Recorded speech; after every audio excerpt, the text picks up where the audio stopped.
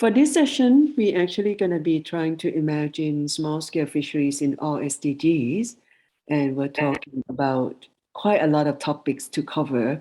So that's why when we put this session together, we ask Brice and Matthew to think about how to do it, and with input from Alicia and others, this is what you're going to get, which is a lot of different examples from many countries, which is, I think it's great. Most of our speakers are joining virtually, but Alicia is with you. So I'm going to turn the floor to Brice and Matthew to introduce the session and run the show. And again, when we end this session, well, I'll come back to close it, and then we take a 15 minutes break, and then we go to our final plenary. So over to you, Brice and Matthew. Okay. Hello, everyone. I hope everyone can hear us quite clearly. I'm very pleased to open with Matthew this sixth plenary session of the Congress. For this session, as mentioned Ratana just before, we have a range of presentation with different people. We have first a presentation of Enrico Maria Andreini, who's senior project manager at FishMed Net in Italy. Then we will have another talk of Sharaf Emrabet. She's working for the Association of Tunisia for the Development of Small-Scale Fisheries and FishMed Net Tunisia. Then we have Silva Koteich. She worked for the head of Forestry and Natural Resource Service of the Ministry of Agriculture of Lebanon. Then we will have another talk of Aisha Salem. She's working for the Economic and Social Development Center of Palestine. And then Claudia Collabella from the NGO Alius in Italy. And finally, we will have an in-person conference of Alicia Bourguia Said, who is a parliamentary secretary for fisheries, aquaculture, and animal rights in Malta. So with all of this, we will have a good range of opinion, experience, and feedbacks from all the question of how could we imagine the different contribution of small-scale fisheries in all SDGs, which is a huge issue, as you know. So just very quickly, before giving the floor to Enrico, small-scale fisheries are explicitly addressed by SDG target 14B. However, the sustainability of small-scale fisheries extends well beyond, as reminded during this Congress, by the way. Indeed, the sustainability of small-scale fisheries also related to jobs in small communities, food securities, women employment, and so on, which are all different goals of sustainable development. In contrast to most other parts of the world, SSF in Europe, in a large extent, has experienced a gradual decline over the last 30 years, raising quite specific issues. So the European case invited us to examine maybe differently the contribution of small-scale fisheries to the SDGs. Anyway, this session must help us to imagine collectively, that is to say, fishers, managers, scientists, NGOs, and so on, the full range of possible contributions of small-scale fisheries to the SDGs. These sessions must therefore allow us to go beyond the way to achieve the objectives, and thus help us to make more explicit and address the structural causes of drivers of poverty, inequality, indecent work, or any other plague. So now we will give the floor to different speakers. Maybe if Matthew, you want to add a word at this stage, would you like?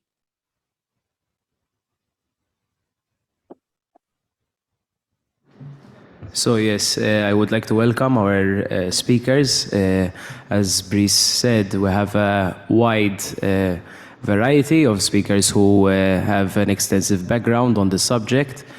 I think it will be a very interesting session. Now we are towards the end of this Congress. I hope everyone will find this session interesting. As Brice explained, we will have the 5 different presentations and then the closing off from Dr. Alicia Bougea's side. And after, we will also have some room for discussion. Thank you. Enrico, the floor is yours. Okay, thank you very much. Let me just try to get started and share the screen, which I have right here, the command. Okay, can everybody see the slide right now? Yeah. Perfect. Okay, let's go into presentation mode.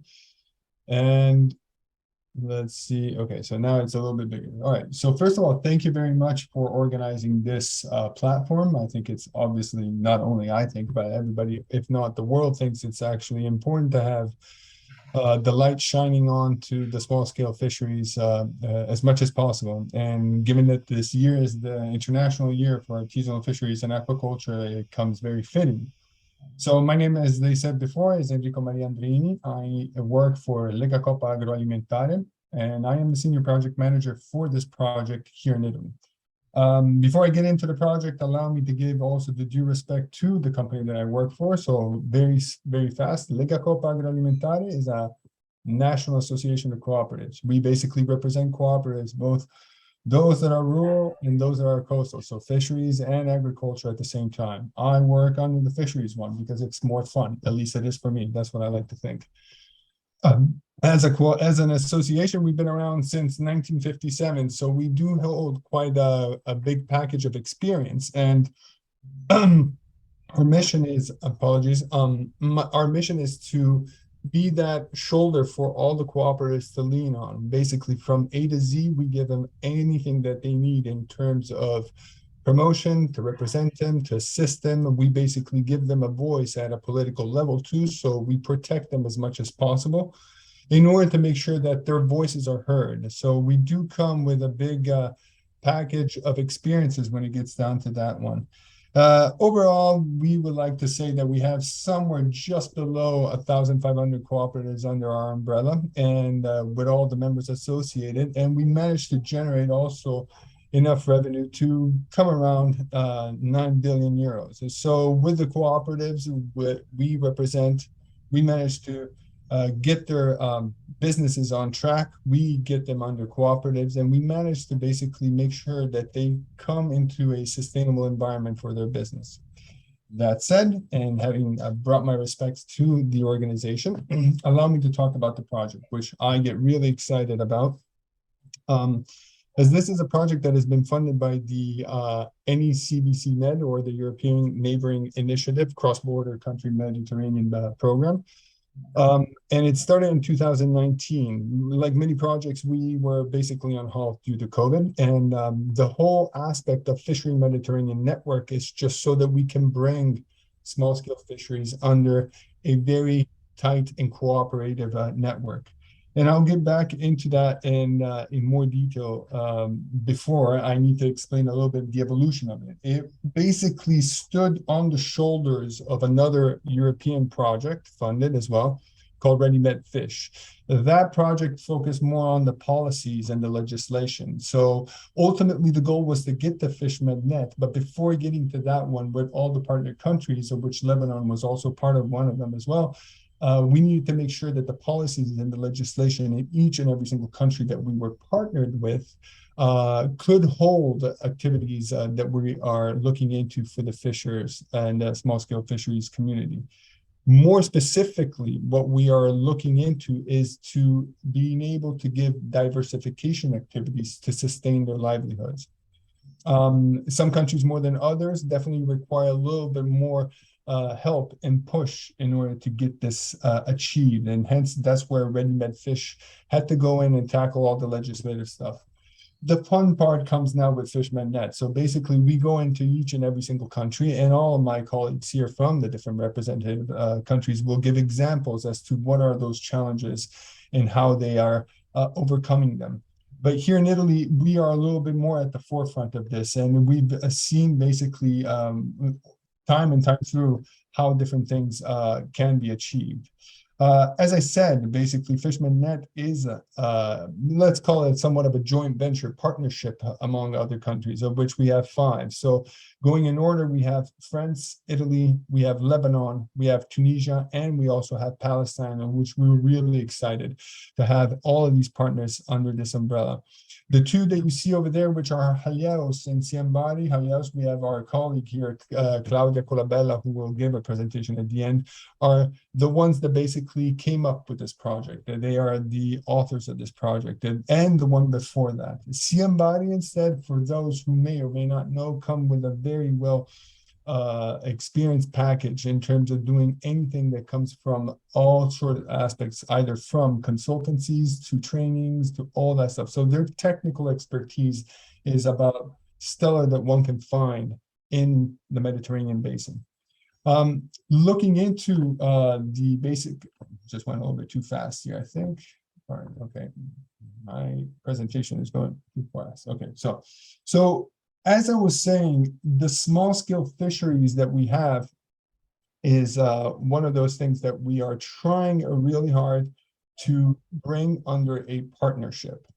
And the partnership that we're looking into has to come into somewhat of a voluntary, cooperative, positive type of environment, which we designed as business alliance agreements.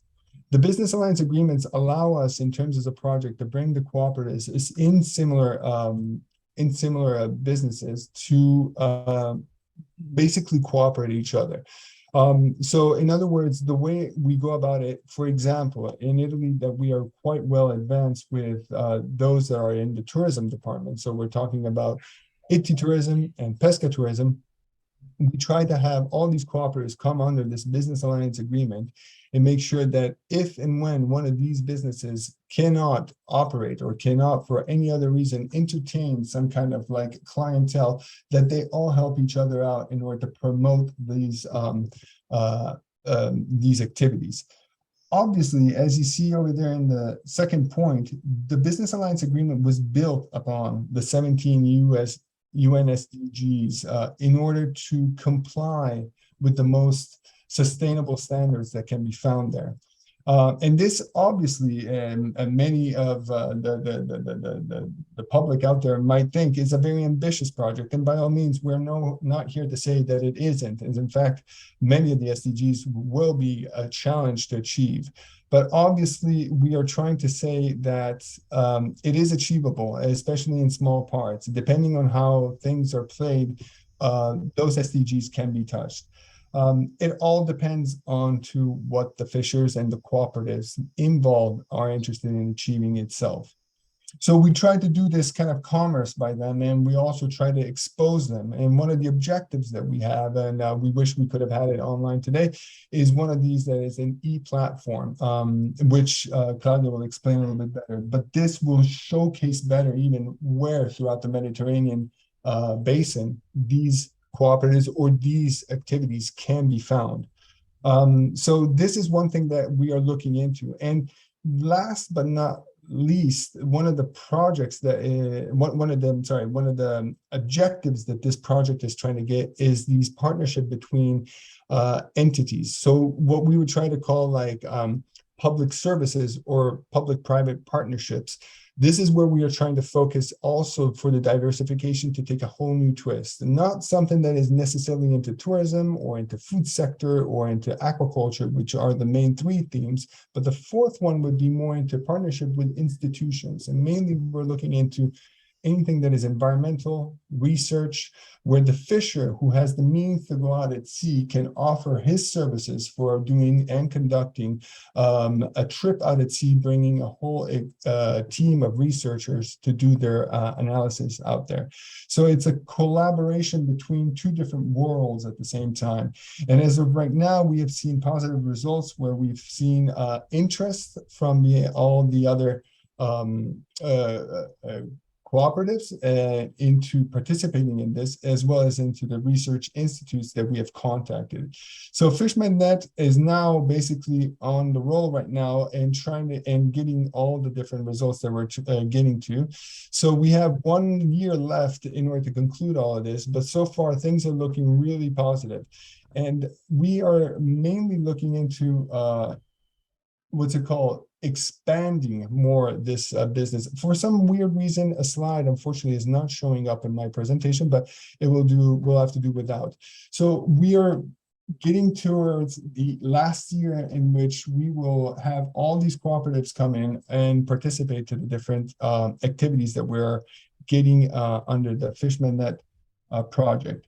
In Italy, we are under 3 different regions, which are the region of Liguria, Sardinia, and Apulia. And over there, we have quite a big movement of all these fishers being interested in the project, coming in, learning about the SDGs, wanting to know more, and loving the fact that there is positive collaboration among themselves.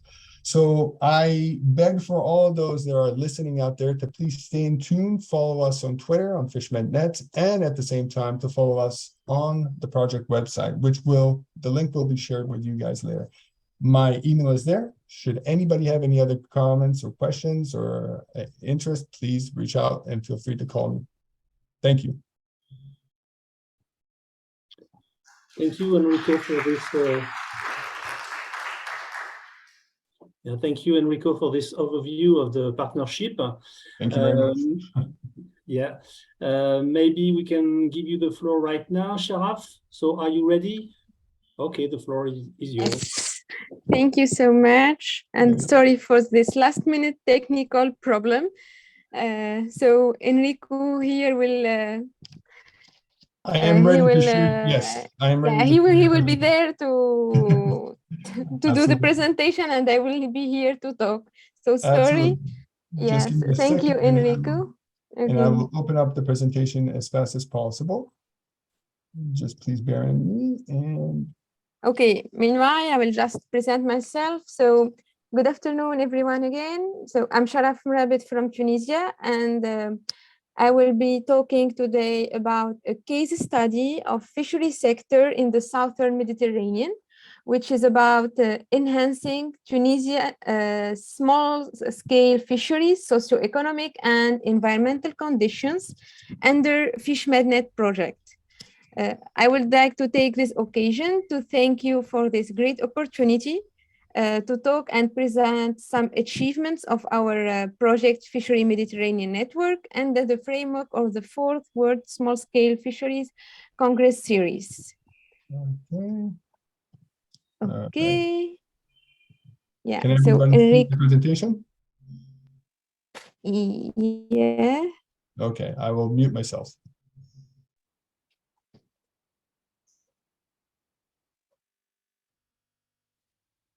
Maybe have to ship it. Yeah, okay.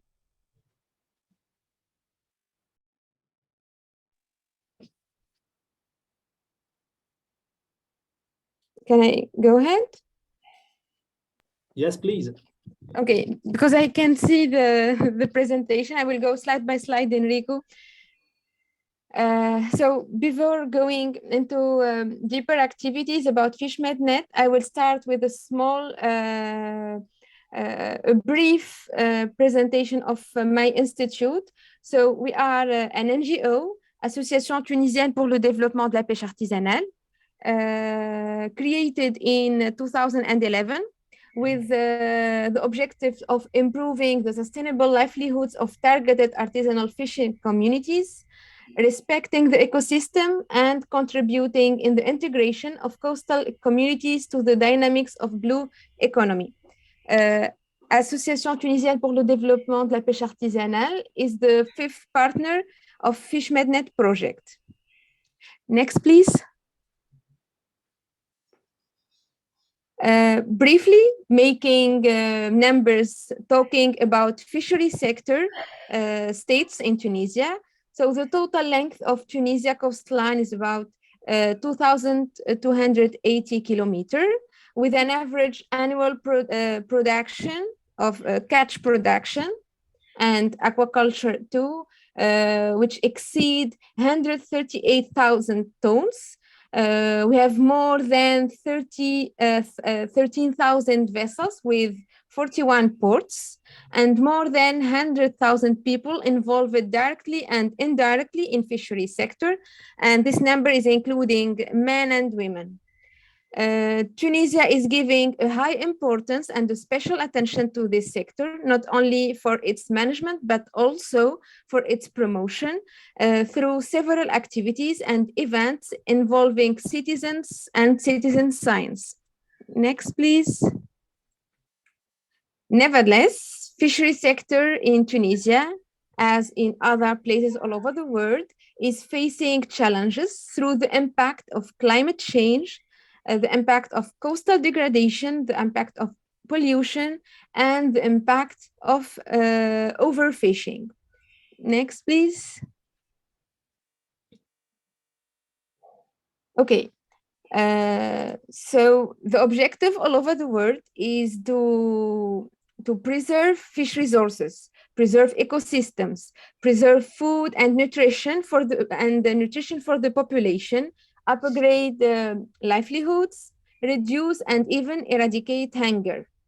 And this small introduction and topics. So managers of this ecosystem approach to fisheries set a vision to reach, which is about creating an ideal aquatic food system that would be able to provide sufficient and sustainable aquatic food for our growing population, that would also contribute to improving the rights and incomes of communities that are dependent on fishery sector, and that would help to achieve equitable livelihoods.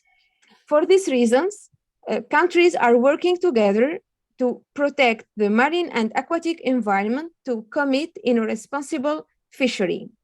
This work is under international instruments, and we are presenting here the Code of Conduct for Responsible Fisheries developed by Food and Agriculture Organization, the voluntary guidelines for securing sustainable small-scale fishery in the context of food security and poverty eradication. And the third instrument is about the United Nations Sustainable Development Goal. And in our case, we have defined 4 SDGs related to SDG number 1, which is related to eradicate poverty, the SDG number 2, to eradicate hunger, the SDG number 5, which is about gender equality, and the SDG number 14, which is about life below water. So how we can make it happen under FishMedNet? Well, it would be through blue economy, blue transformation, and circular economic approaches. Let's see how the fifth partner, I mean ATDP, is implementing it. Next, please. FishMedNet is implementing this approach through fishery diversification and business models, which are about public services, which are about 4 business models: public services, aquaculture, piscatourism and dititourism, then seafood processing. In Tunisia, fishery diversification approach is concretized through continental and shellfish aquaculture, which is related to aquaculture, and also through seafood processing. Next, please. Thank you. And in what follows, we will be representing a case study of seafood processing diversification activity. Next, please. So as you can see here in the slide, we have on the left, Mr. Abbasi, who is a fisherman in the northwest of Bizerte, which is in the north of Tunisia too. He started his career with fisheries and in the 19s. Mr. Tawfiq is working to develop a new business since 2015. So, and he officially opened his own restaurant in 2021, where he's employing 10 workers between men and women, including members of his family too, and the others are members from his region. Through his business, he seeks to improve his activity and the fishing sector in his region, to promote also in his region, because it's a rural region, and to offer labor opportunities to young people. Next, please.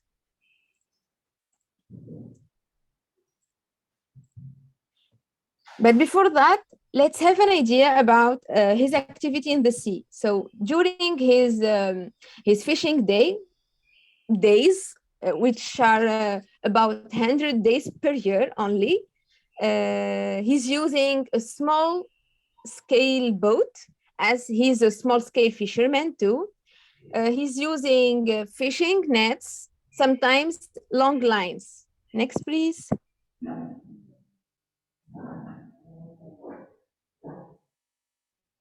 And for this reason, just 120 days per year, his income and his incomes are scarce. So you can see here that he's developing a new activity to overcome the scarceness of his income. So from left to right, you can see the evolution of his restaurant from the ground up, from the first brick until the preparation of a seafood dish. He serves different recipe of fish, grilled fish, fried fish, fish with pasta, with couscous, and many other dishes. So I invite all of you to visit Tunisia first, and to visit Mr. Tawfiq one day.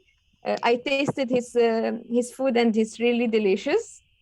And I have to mention that Mr. Abbasi is really an adventurous entrepreneur, because he's really encouraging young people, young ladies, to adapt and to enjoy, to join his approach and his idea. So this, yes, sorry. Yeah, you still have less than 2 minutes, please. Sorry. Okay, thank you. I'm almost done. So this restaurant is a sustain to his income during off-season, winter season, or bad weather. He does also some works like maintenance of his boat and his restaurant too, mending also his nets, and he's relying also on the women of his family to make the mending of his nets. So he's like making business for the whole, not only family, but also for the region. Next, please. Mr. Abbasi accepted to adhere and join FishMedNet community to learn more about seafood handling and processing, to market his business and his achievement, and to make his activities visible all over the world, not only the seafood processing and restaurant, but also his activity of fishing. Next, please. With this slide, I reached the end of my presentation. I hope I wasn't annoying with next, please, and all these things. So you can contact us through our social media, either with Twitter, our website, YouTube channel, and you can join us through our Gmail account. And thank you for your attention. Thank you, Sharaf, and sorry for... Thank you. And sorry for having pushing you a bit. So yeah, it's okay. Anyway, we will discuss all the points later during the discussion. So I will give you the floor, Silva. So go ahead, please. Yes, thank you. I will try to share my screen.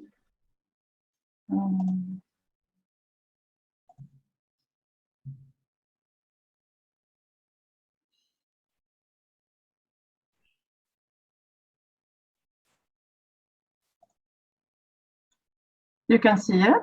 Yes. Okay, thank you. So thank you for organizing conference. My name is Silva Kuteish. I am the head of Forestry and Natural Resource Service at the Ministry of Agriculture in Lebanon. So the Department of Fisheries is under this service. That's why I'm here. And I am responsible for implementing the Work Package 3 of FishMedNet in Lebanon, along with other colleagues. So today I will present a case study about female entrepreneurship fisheries and small-scale fisheries seafood processing as means of livelihood diversification. So to start with a small introduction about Lebanon, as you know, Lebanon is a small country. The coastline is around 220 kilometers. And the fishing fleet is mainly made up of small-scale fishing vessels. According to the latest census, it's around 2,668 fishing vessels with LOA around 7 meters, average length around 7 meters, so it's quite small. And we have around 44 fishing ports and landing sites, out of which 34 are official ports. These are distributed all over the coastline. In Lebanon, we have around 10,000 fishers and sailors active. Majority are Lebanese. It's also required by the law. And their average age is 52 years old, quite old, as young fishers represent around only around 9% of the fishers.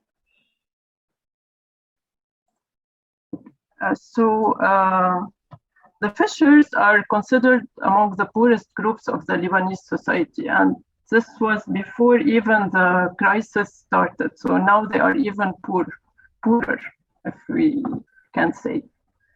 And of course, their livelihood is widely and directly dependent on natural, coastal, and marine resources. That's why the importance of sustainability of these resources, which are influenced by climate change and fishing efforts. On the other side, the fishers' accessibility to social protection is also limited, as most they don't have medical insurance, not even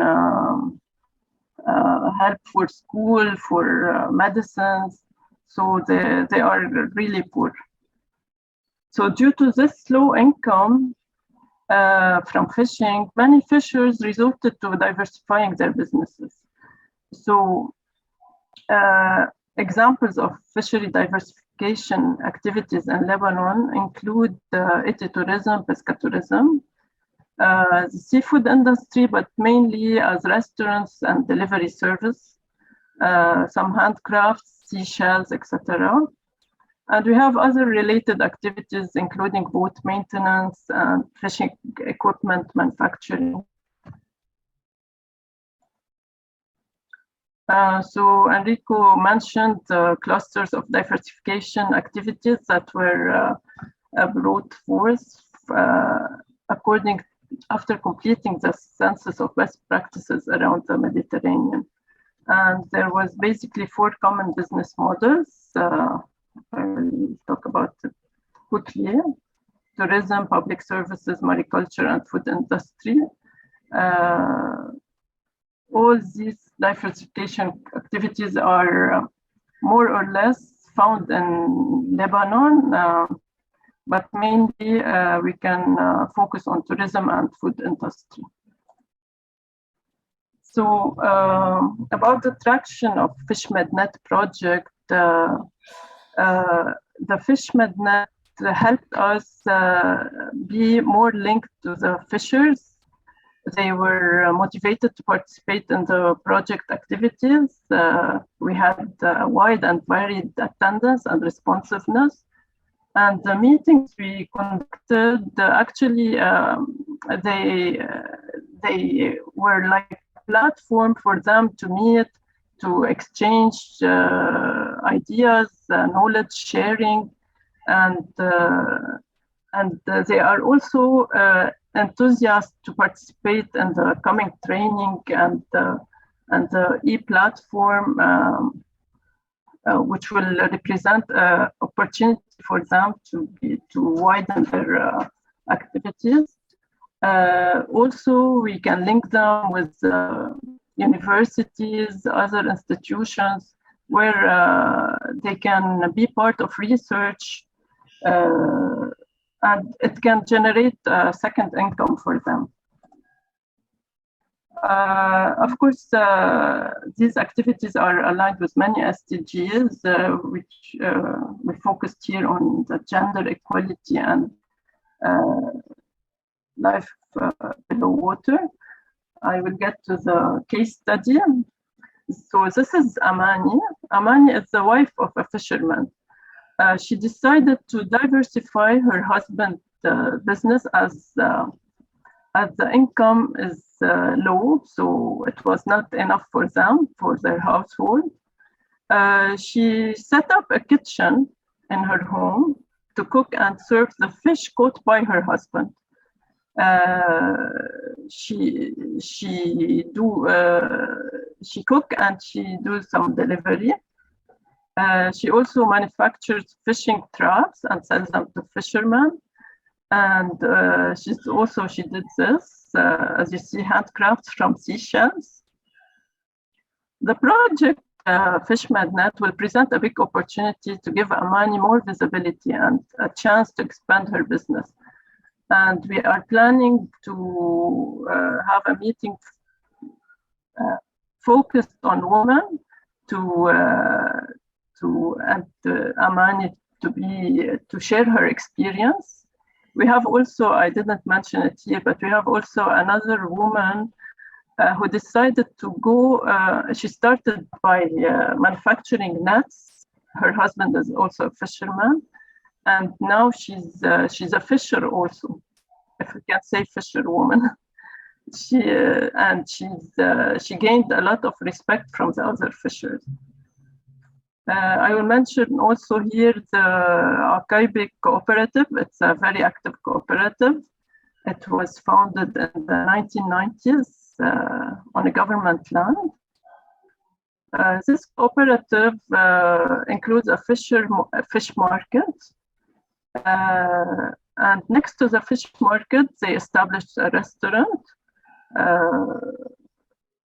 mainly seafood, with the other Lebanese meza. And all the fishermen come to sell their fish here at the fish market. And some of them, they are chefs. They know how to cook the fish. And also they will benefit from the FishMedNet.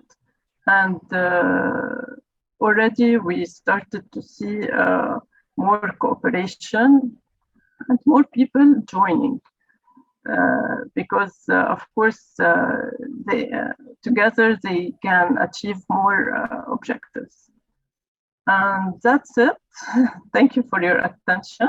If you need any more information, please email us at this counseling desk. The email is. Thank you.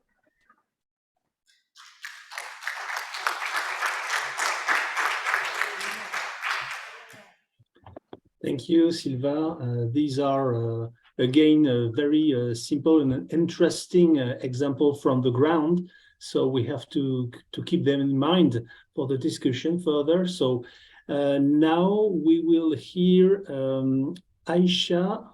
Yes, you're online. So please share your presentation and the floor is yours. Okay.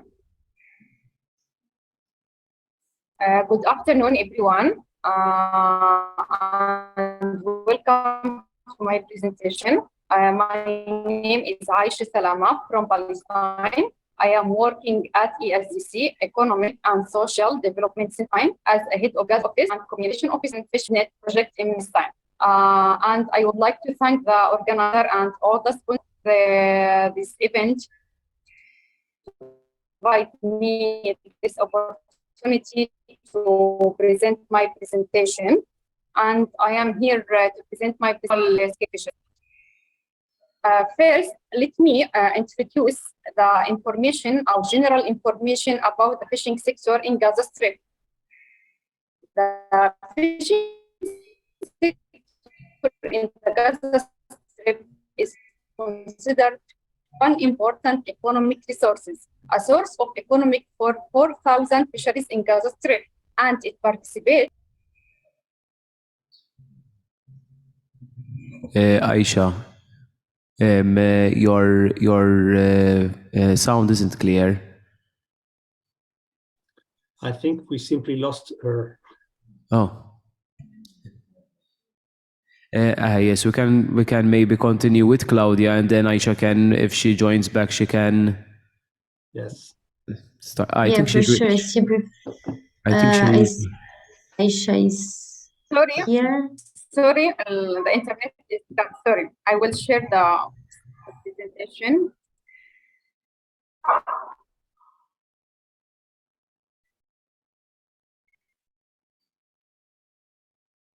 Are you hearing me now? It is not. It's still not as clear. Enrico, shut up. Yeah, maybe you can turn on your camera, Aisha, just to include the. Okay, I will turn off the camera. Now Okay, it's clear or not? Okay. Okay, you can continue. Okay. Let's start with general information about the fishing sector in Gaza Strip.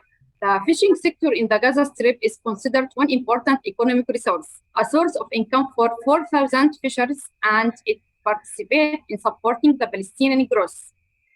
Fishing craft in the Gaza Strip is not easy and is involving a high-risk profession. However, the fishermen in the Gaza Strip prefers the sea to any another work.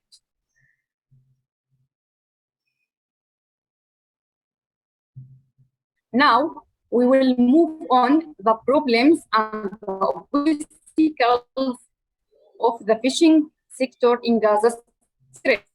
The risks of the fishing are not limited to the nature of the work and safety. It also entails other risks that foreseen to fishermen while in allowed the fishing areas by the occupation authorities, restrict fishing area, and deprive fishermen of access to rich fishing areas. In addition to the siege imposed on the Gaza Strip, which restricts the entry of fishing gears and repairs material for boats, engines, rubbers, and fiberglass, Gazan fishermen makes great effort to catch fish, but they are faced with the deteriorating economic reality that prevent them from selling the fish at fair price. The imposed by the Israeli occupation on the fishing sector affected the fishermen economic situation. Most of the fishermen in Gaza live under their families. The uncertainty of the income that the head of the family received as fishermen encouraged their wives to work in order to fulfill the household needs. The fishermen's wives play a role in making a living by sharing in their livelihoods. Now, we will move on a case study about the fishermen's wives' kitchen. Fishermen's Wives Kitchen for seafood is a small business model, includes 20 wives of fishermen in Gaza Strip. The kitchen run by a trained team of women with over high experience in preparing seafood. The Fishermen's Wives has a great range of dishes on offer to suit everyone's tastes.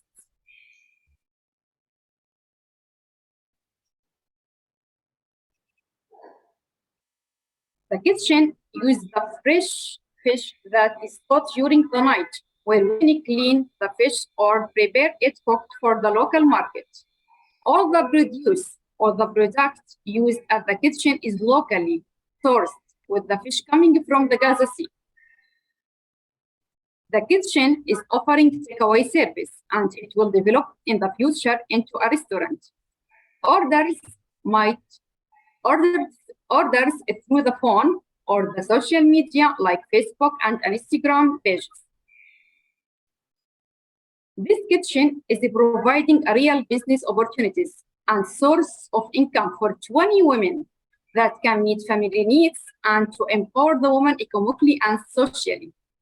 This totally aligns with the SDG goals, especially Goal 5, to achieve gender equality and empower all the women and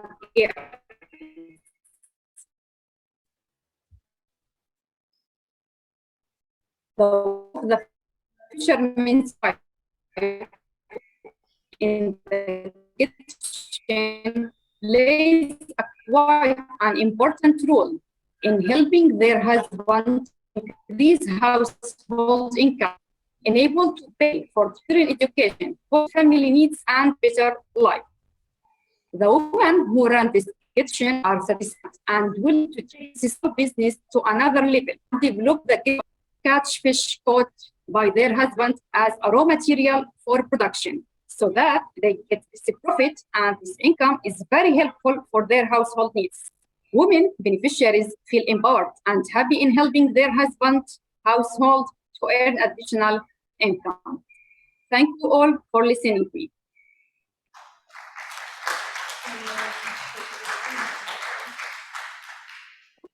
Thank you, Aisha. Not so easy with some technical difficulties like this. So thank you very much for giving us your message. Welcome. So now we could hear for Claudia. Yes, for sure. I don't know if I can open my video or it's just because I saw that someone closed all the videos, so maybe for a connection problem.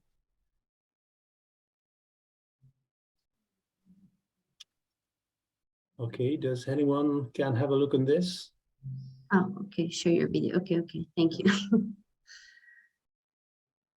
I can't. Okay, it doesn't matter. I will share my presentation. Claudia, it's the same from my side. I mean, yeah, yeah, I think so. But it doesn't matter. Just the voice that is important. Okay, I hope you can see my presentation.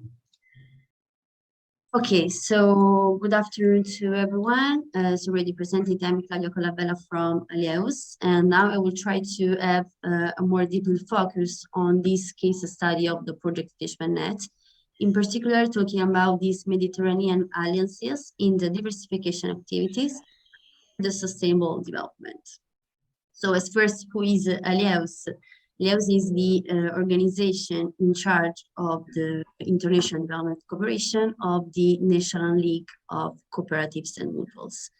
In general, the mission of this organization of Aliaus since the 2005 is the promotion and the support of the cooperatives model as enterprises and as central player and actors that contribute to the sustainable development and that contribute to the empowerment of the local communities in our partners and developing countries.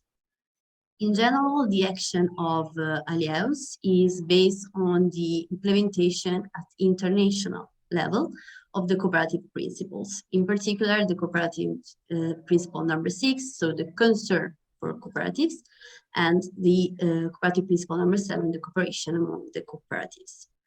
As already said before by my colleagues, Aliaus is partner in this project Fishman Net, which try to support the implementation of all the activities foreseen in the project and support for sure all the partnership. As already been presented, the general objective of this project, so the Fishman Net aims to establish these Mediterranean alliances between the fisheries, medium and small enterprises that are active in these diversification activities. So what have been the elements that help to define within the field of the project these alliances? For sure, as first, thanks to this partnership that is composed, as we already seen from my colleague, by Mediterranean partners. So we saw Italy, Palestine, Lebanon, Tunisia, and of course, Then also thanks to the activities of this project, as first an analysis of the best practice that have been implemented and an analysis of the business models that define the 4 clusters of diversification activities as have been already presented by my colleagues. So why are important these Mediterranean alliances? As first, we could identify some common needs as the necessity of some standard quality in the offer. The Mediterranean alliances, moreover, help to have major and better visibility on the market, and the need to have some common regulation both at European and Mediterranean level. So the solutions and the tools that within the implementation of the project have been proposed are, as more in general, a training session about the importance of the business alliances and the business models. And second, the importance of the role and the model of the cooperative that could represent important actors in the valorization of the diversification activities, thanks to the multi-sectoral elements. If we think to the fishery cooperative that could implement some fishing tourism activities as diversification activities. And as last but not least, the online platform that FishmanNet is now developing that helps to establish these alliances and network between all the stakeholders at Mediterranean level. So focusing on this online platform, what is a tool, online tool that FishmanNet has developed that, as you can see in this little picture that corresponds to the homepage of this platform, there are the cluster of diversification that have been identified within the project. And all the stakeholders and enterprises, in particular cooperatives that are interested and are already active in this cluster of diversification, could become member of this platform for sure. So could be involved and networked for sure throughout this platform to establish these Mediterranean business alliances. For sure, all the stakeholders that are involved in this platform could benefit one from each other for the services. What could be the constraints and as well the opportunities coming from these online tools? For sure, the role and the value of the data, as we know when we talk about an online tool, could be a problem. So we need to collect as much as possible stakeholders that are interested in this online tool. The platform, we would like to underline that will, for this reason, remain open to anyone, to any stakeholders that could be interested in creating this network, these alliances, so creating synergies at Mediterranean level. And for sure, we are we have already involved, we can say, a lot of cooperatives that are already active in this cluster of diversification. That could offer services throughout this platform. Just to underline that this platform is for sure already ready. We became available online during these days.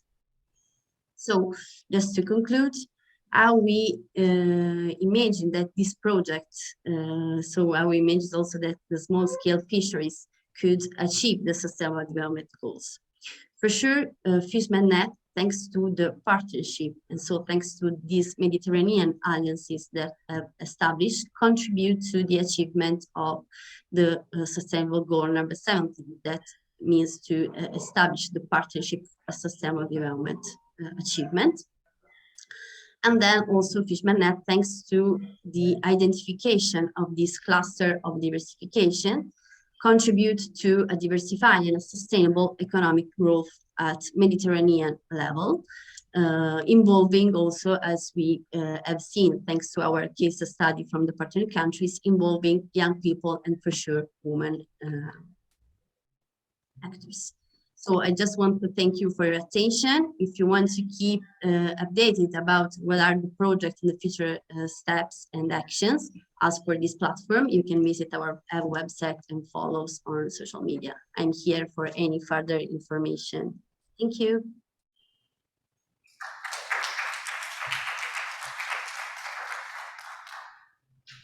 Thank you so much. I think we are quite perfectly on time. So, Matthew, I will give you the floor to take the lead on the rest. Okay.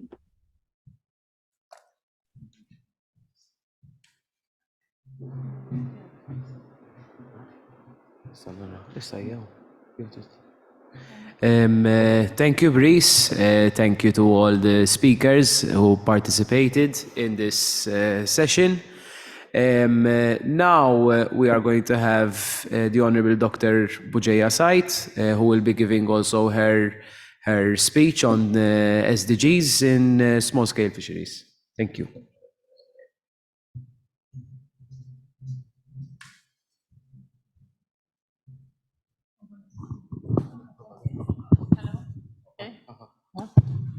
Hello, okay.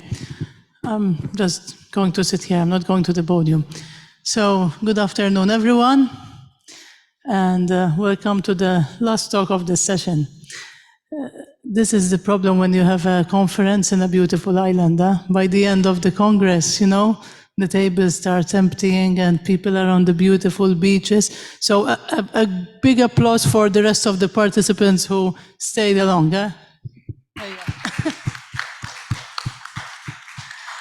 Thanks for the courage. So yes, so when I was invited to speak about SDGs and small-scale fisheries, I thought to myself, I'm not going to do the conventional presentation.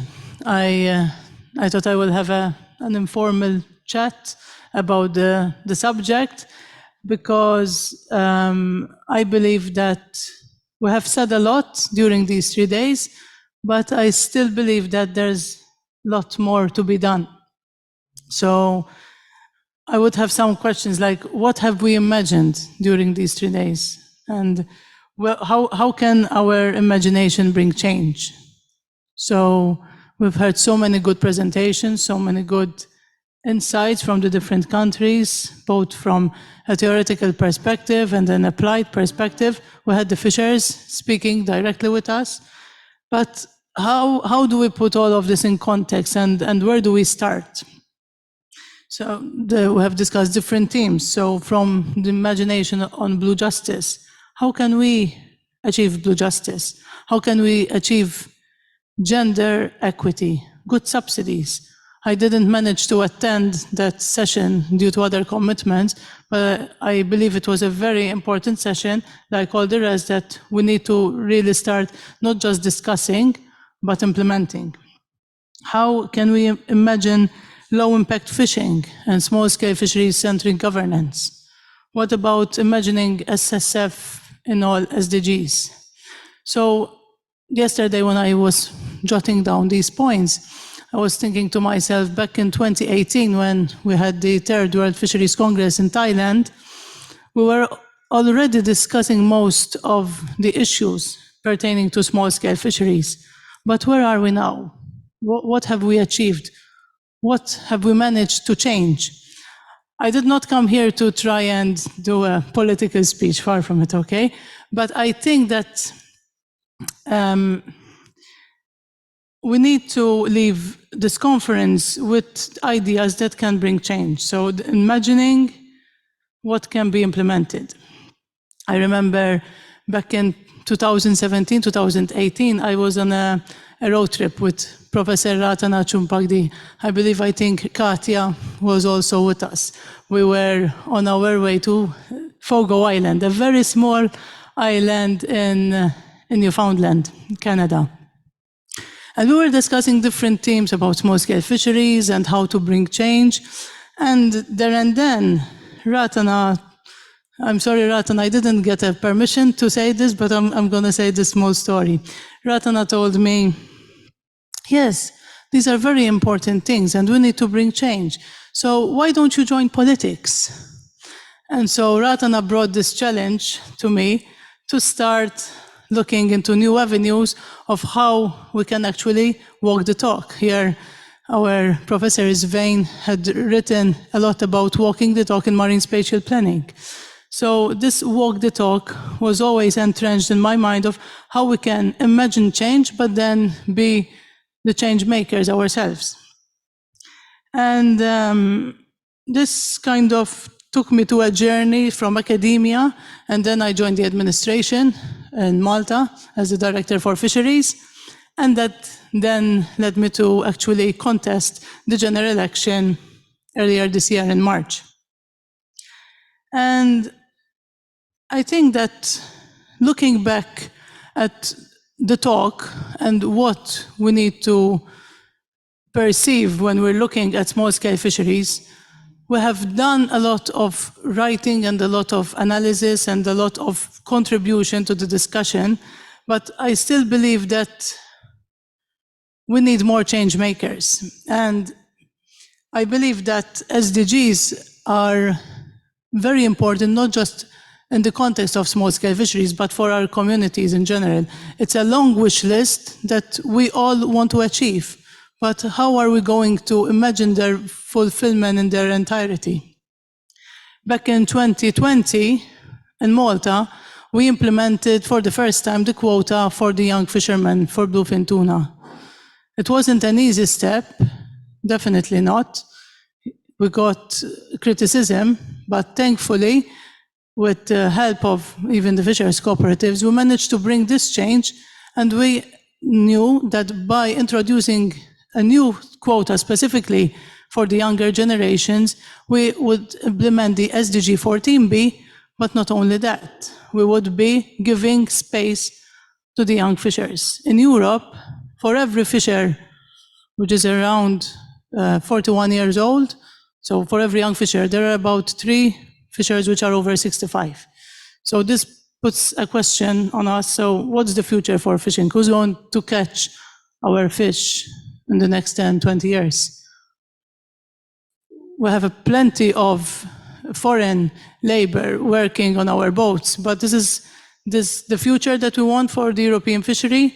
Or do we need to consider a way forward to ensure that the next generations have actually European fishers fishing our seas? So I believe that SDGs are not only important as a nice wish list, but they need more commitment, more activism, more research like we've seen these 3 days, but most of all, more political will. And here maybe I should also make the invitation that I received myself from a number of colleagues, maybe some of you who are still young here, who might want to join the political arena to actually bring change to the fishing communities, to implement the policies that we really believe in. I heard a lot of discussions on the lack of political will that we have surrounding fisheries governance, but maybe we need more than just political will. Maybe we need more conversation between the political and the academic. And I say this because for the past year, I felt that there's a language barrier. So even though we speak the same language, there's a language barrier between the technical stuff that we hear in research and academia and the political sphere. Maybe even though we speak about transdisciplinarity a lot, I think as a conversation, it's still very much entrenched in academia and within, with limited conversations between different disciplines.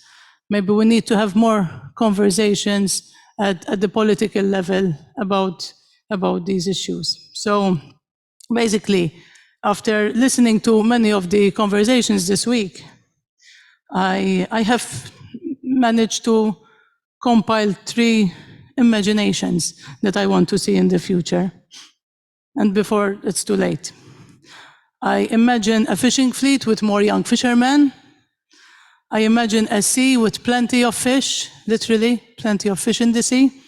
And I imagine parliaments with more academics and researchers. So thank you very much for coming all the way to Malta for these discussions, and please enjoy the island while you're still here. Thank you very much.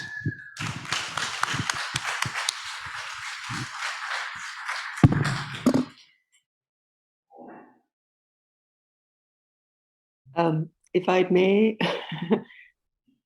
Matthew, you're going to go say something. Go ahead. Go ahead. I wasn't so sure what's happening next.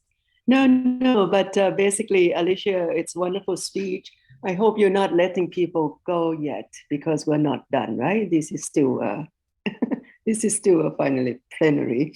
But I'm gonna let Brice and Matthew do a bit of Q&A with the speakers, and maybe when we're done with that, we could decide to maybe just extend the session a little bit so that we can do a proper round of closing with, you know, with which is what we have in mind. It's just a matter of, do we need a break before or we just continue? So we'll see how it goes, right? So I'm just gonna turn the floor back to the discussion. Thank you.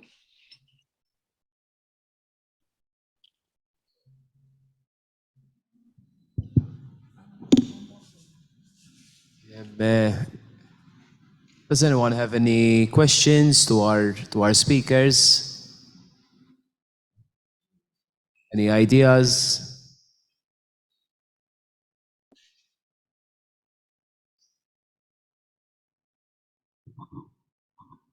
No? Yes. I can launch the discussion if needed. No? I think we have a question. We have a question. Okay. Good.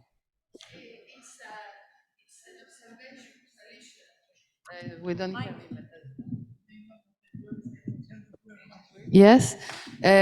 You just tell us that you will be very happy if in the near future we have young fishermen on board. So after 3 days of discussion about gender equality, and especially when I am looking the different people they spoke here, the different women they spoke about women, Alicia, as a politician, you should change your vocabulary. No, I wrote down a fishing fleet with more young fishers. So if I said fishermen, I'm sorry, but I use the term fishers. Gender neutrality. It's Katia that is causing trouble, clearly. But Katia, you would have your time very soon. Prepare your 5 minutes, eh? Okay.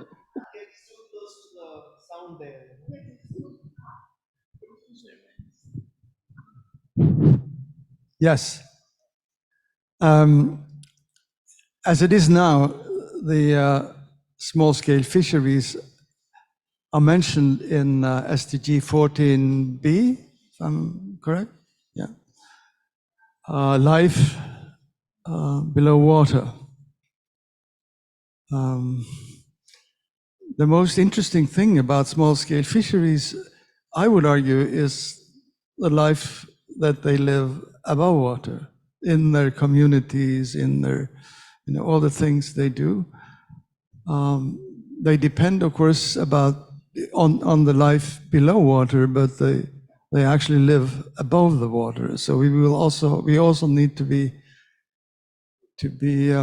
conscious of that very fact. And if you look at it in that way, you will realize that all the SDGs, all the 17 SDGs are indeed relevant for small-scale fisheries. And I think we need perhaps to specify how and why. Takes a little bit of thinking, you know, in what way and how each and every one of the SDGs in one way or another have an impact on the life that small-scale fisheries people, and then I include, of course, both men and women, how they live, how they are able to live a decent life in dignity above the water. There was one who said yesterday, or maybe it was today, that the idea is not to be rich, but to live a dignified life. And I think it is important to stress that, because there is no human right to be rich, but there is a human right with regard to a life in dignity and freedom. And I think in order to achieve that, we need to think broader than the life that is occurring below water. We need to really stress that there are concerns and issues that have nothing to do with all the things that we do when we manage fisheries. There are so many other issues that we need to think about. There is health, there is education, there is all those issues that are in the SDGs. And I would also argue in the guidelines. If you look at the guidelines, what they are about, they are not just about fisheries issues or fisheries management issues. They are about that also, but they are also about a lot of other things that are central elements in for people to live a dignified life. So, thank you.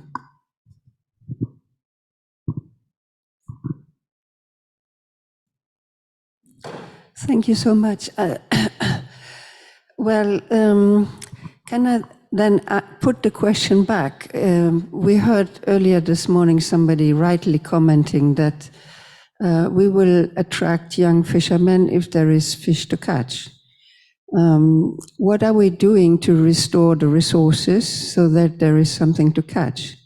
And what political processes can we mobilize so that the allocation is tilted in favor of low impact fisheries and at the expense of high CO2 emitting types of operation?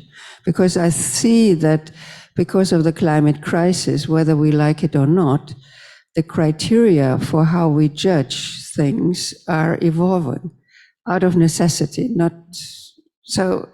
I think many activities will be gradually start being looked at from a different angle.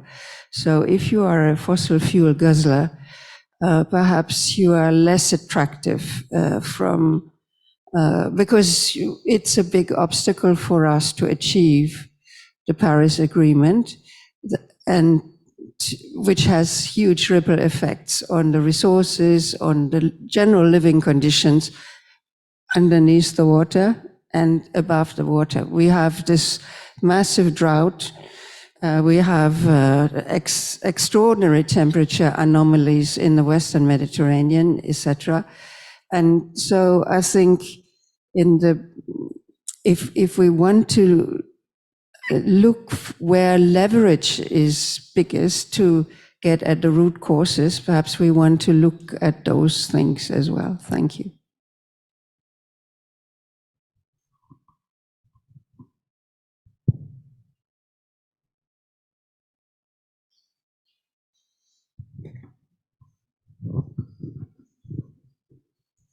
Any other questions before she answers? No, all right. Some observations on what Svein and Cornelia just raised. So yes, the situation with SDGs and small-scale fisheries. So in the work that Ratana and myself did, I think 3 years ago in 2019, we have analyzed the correspondence between small-scale fisheries sustainability and the SDGs. So all the SDGs in one way or another speak to the small-scale fisheries sustainability. So if we're going to look at the Sustainable Development Goal on equality, enhancing more equality, then this brings us to Cornelia's point on the distribution of fishing opportunities, for example. So yeah, so for us to reach small-scale fisheries sustainability, we need more than just SDG 14B, because on its own, in a vacuum, it won't work. And for the past months and years, we have been consistently speaking about quota allocation and problems related to access by small-scale fisheries. At the ICAT level, for example, I'm bringing this example with the bluefin tuna, is the International Commission for the Conservation of Atlantic Tunas. There has been some good and positive move towards assigning specific quotas to artisanal fishers. However, then when it comes to distribution at the European level and at the member state level, as also pointed out during the conversation with fishers yesterday, Article 17 of the Common Fisheries Policy is not enough to ensure or to guarantee access for small-scale fishers. So in this work that I did together, I think with Cristina Pitta and Jose Pascual and a number of colleagues, Article 17 remains far from sufficient to ensure that small-scale fisheries are actually getting opportunities to fish for quotas. Alongside with that, I would add the opportunities, but also challenges of marine protected areas. The conversation on marine protected areas usually starts from the natural science discipline and then invites the fishers to come into the process. But we're trying to reverse this ideological thinking that fishers become the stewards of marine protected areas by being given the chance to show and showcase that low-impact fishing is actually compatible with marine protection. But this can only happen, in my experience, if the fishers are themselves convinced that marine protected areas can work. And this links to the SDG 14 in general with marine conservation. We cannot, I believe, we cannot allow the environmental conservation discourse to be monopolized by the natural science domain. We need more social science researchers. We need more conversation on governance, on how SDGs can actually infiltrate in the different domains to ensure that finally SDGs are SSF centric. This is what we're trying to achieve here in Malta. It's not easy. We've started, and I believe that with commitment and will, we will have some more changes. Not revolutionary, but evolutionary. Slowly but gently. Thank you.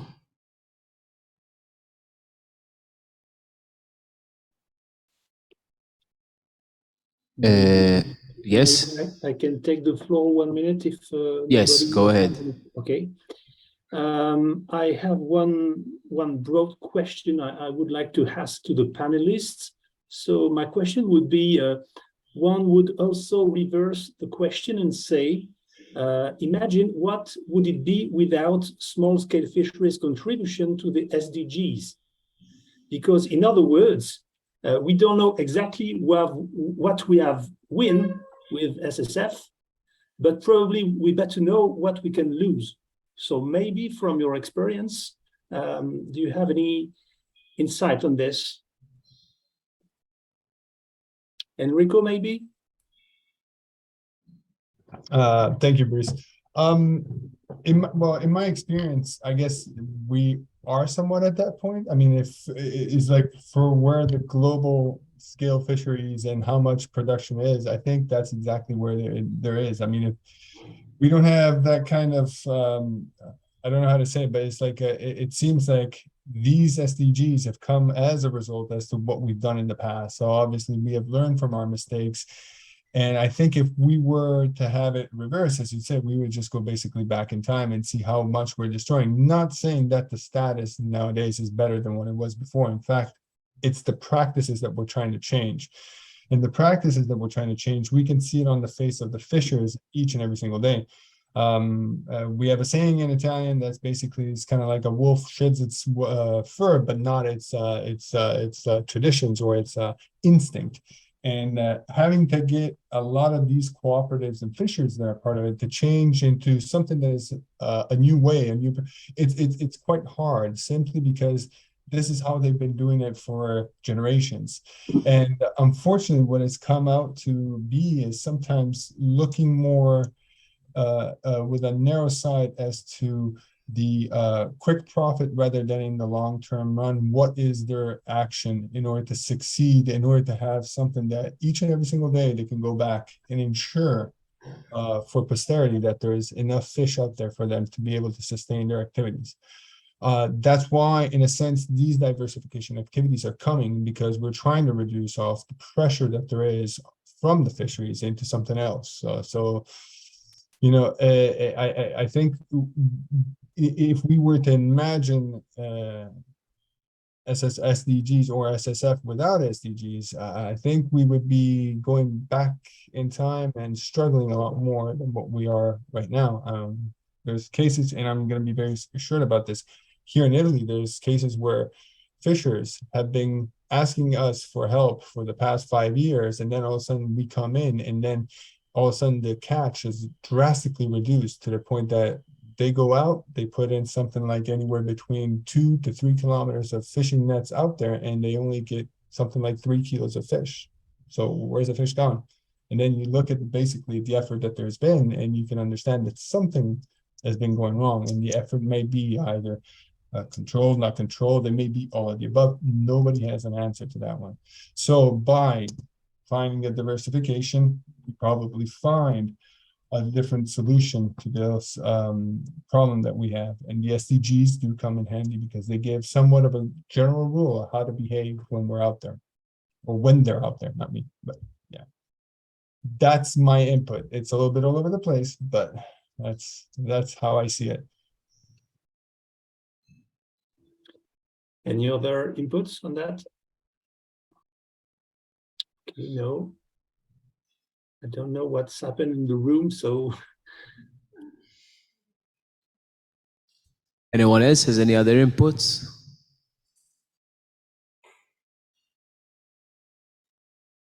I think everyone is tired. Oh, Brian, yes.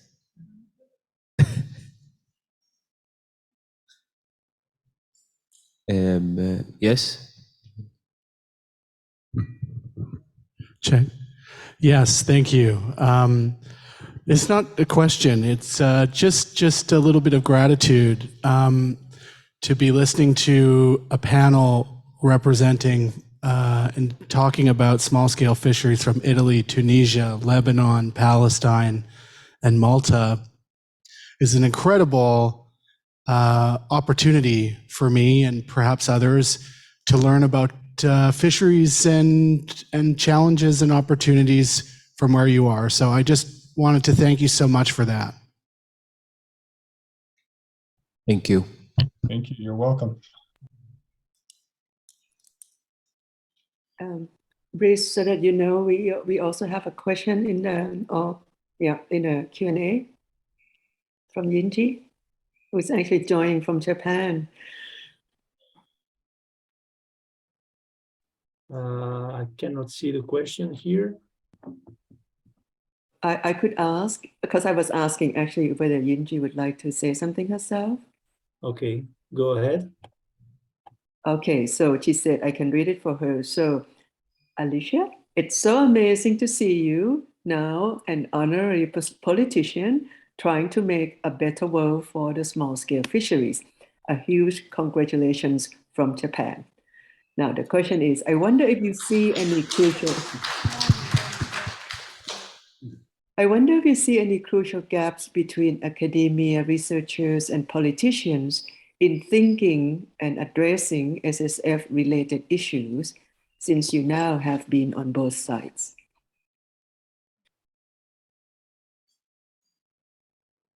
Hello, Yinji, and good to hear from you. I hope everything is well in Japan. Yes, so to be honest, the transition wasn't easy because now looking retrospectively, academia was not a comfort zone, but more of a understanding the concepts and trying to explain and analyze what you're researching. But then when you go to the other side, it's more, there are more expectations. So what you've talked about, now people are expecting action. So rather than gaps, I see more opportunities for links. And mostly, I think in the language that we use from one sphere to the other, and most importantly in the connection and the link. I believe that, and this is why I said that I would like to see more parliaments with researchers and academics, because all the work that we do as academics and researchers sometimes does not reach the policy-making tables unless they are requested. And there's so much important work that could be realized and could be used for policymaking that maybe we need to think about innovative way of communicating in both ways. So academia with the political sphere and vice versa. And with that, I include also the voice of the stakeholders, which I believe become even more pertinent in the political sphere. Because fishers, and rightly so, they expect politicians and policymakers to bring the change in their lives. But I believe that change in the communities and in people's lives need also to be informed by academia. So I see these three spheres which are interlinked, but maybe the nucleus is not well defined for us to work collectively together. This is my perspective after 6 months. So maybe in 5 years' time, I would see it differently, hopefully. So, but this is a 6-month experience. But thank you for that important question.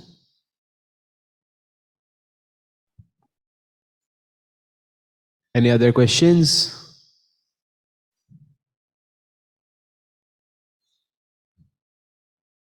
Okay. I don't know if we can close the session. Yes. Well, perhaps, yeah. Let us finish this one, and then Okay. we will take maybe a 5 or 10 minutes break, and then we'll go into the final session.